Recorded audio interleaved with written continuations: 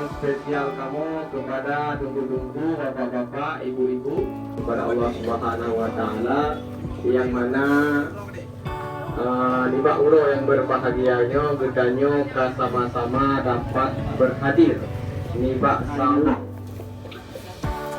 Mungkin Pak Fitra sudah tunjuk Pak gedanyo dan juga jelaskan itu penyebab pakan bisa laginya menyujud ukur di Banjara. Tak ikhtiar gedanyo selaku petani ubai mampu supaya untuk mengeliminir itu memperkecil kemungkinan terserang daripada jamur usilago atau bormuk atau berdaubah. Bagaimana apa betul berdaubah atau bormuk? Bormuk, ya mulia dekat. Berkat padi. Bormuk. Jut, sebelum nak penjelasan ku biji, tu awak yang pendapat biji, baru apa yang katanya? Nalonjak kebetulan. Jadi sebelumnya berarti belum menjelaskan ini bahwa yang paling parahnya siblah Sigupai, turunan Sigupai. Ya, jadi siblah produk bijinya naupun tidak memang produk tidak Hana untuk siapnya PT Syngenta yang produk biji beredar di Indonesia cuma jagung ke manuk, jagung bibit. dalam pembahasan dan bukan pembahasannya kan cuma nampaknya tidak Hana hubungan Pak. Jadi Syngenta golongnya biji padi, mungkin lebih ke biji jagung. Jadi Pertama, jelaskan langsung Abang Mitra tidak tunjuk langsung penyebab nyo yang bukan bombu, nyo bukan bopera tapi bombu. Ya, oke Bang. Baik. Oke, terima kasih Bang Boy. Mungkin ada yang lain lagi, Bang Ahmad. Sama. Oke. Berarti ini kata-kata kami. Jadi betul Bang Boy bahwa waktu yang tepat sebenarnya mungkin sampai jam 10.30 masih oke Pak.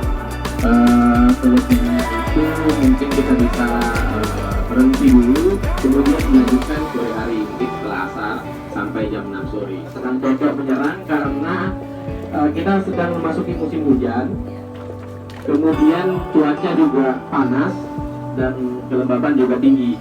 Nah, sehingga di musim-musim tertentu jamur oncom ini bisa meledak. Contohnya di musim ini di Pulau Belangara. Nah, sebelumnya mungkin pemilik lahan mungkin Bang Boy sudah mencoba menanam di musim sebelumnya, tapi tidak terkena jamur oncom. Nah, mengapa musim ini kena? Karena memang curah hujan kita mendukung dan kelembaban udara kita yang tinggi. Nah, kehilangan hasil yang disebabkan jamur oncom ini bisa sampai 30%. Nah, biasanya kehilangan hasilnya ini akibat kualitas gabahnya yang rendah. Jadi yang telah terinfeksi oleh jamur oncom biasanya gabahnya akan menghitam, sehingga menyota pembuah pabrik biasa Yunggi rendah. Nah, jadi Kiban cara tercegah ya tentu saja dengan menyemprot fungisida. Nah, pajan tak semprot, baik wate kakenong tak semprot Pak. Nyan wate kakenong agak berat pulih. Nah, jadi si golomnya harus tak semprot. Nah, dengan apa kita semprotnya? Mencoba Syngenta jut ngon armor di umum wate baru-baru keluar malai, kemudian bisa kita ulangi waktu umur 60 hari dan 70 hari. Nah, jika sudah sangat berat, mungkin bisa dicampur atau bisa ditukar dengan Amistartop. Nah, jadi ada dua opsi untuk astilago.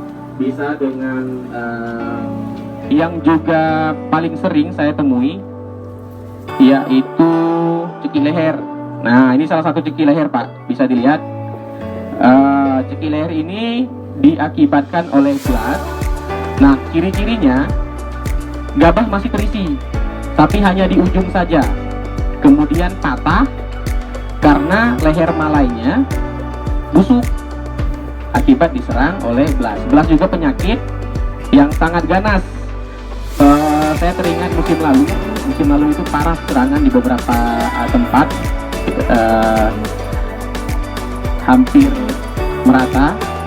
Tapi memang jika dikendalikan sejak awal ketika vegetatif, insya Allah hasilnya masih lebih baik atau tidak terserang. Nah, kemudian untuk tanaman ini Pak, selain ada belasnya, juga ada istilahnya terserang bercak, cuman tidak begitu banyak, namanya bercak daun sempit. Nah, bercak daun sempit itu mungkin yang paling nampak itu di mana ya, kita lihat dulu.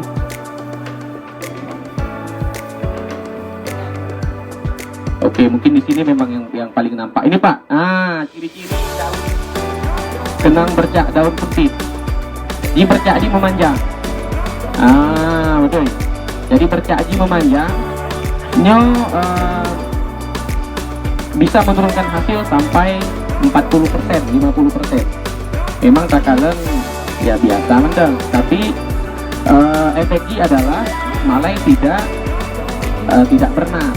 Artinya ya kadang hanya ujungnya saja yang terisi, pangkalnya sudah tidak terisi maksimal, seperti itu.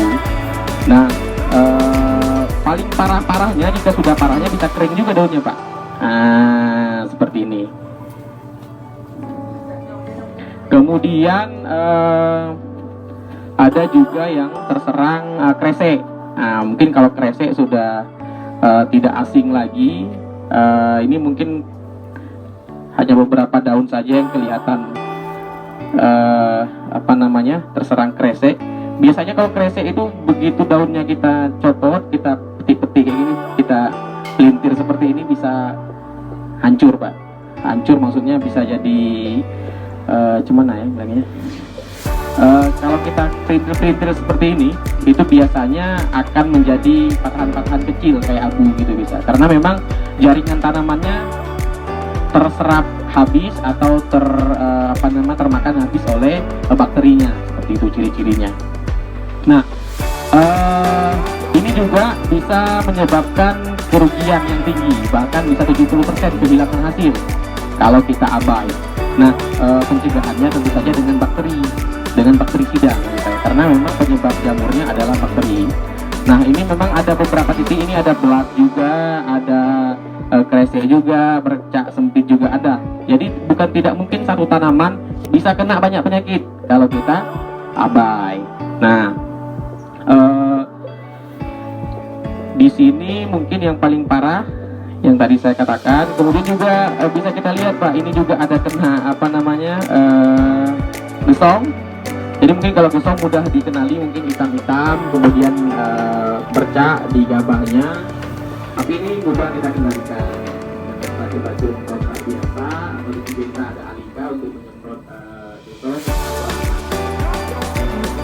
Untuk bercak daun sempit ini juga bisa kita cegah ketika vegetatif dengan media. Kemudian nanti begitu masuk batu generatif atau sudah keluar malai, itu bisa kita semprot dengan armor. Nah, biasanya menyukai daerah-daerah kering, terutama daerah-daerah pada hujan. Nah, jelas juga seperti itu. Nah, ini juga ada ini tawar daun tiga. Jadi bisa kita lihat ini juga awal daun, tapi ini juga bisa kita semprot dengan fungsi dari awal, juga akan akan bisa terlindungi padi kita Pak.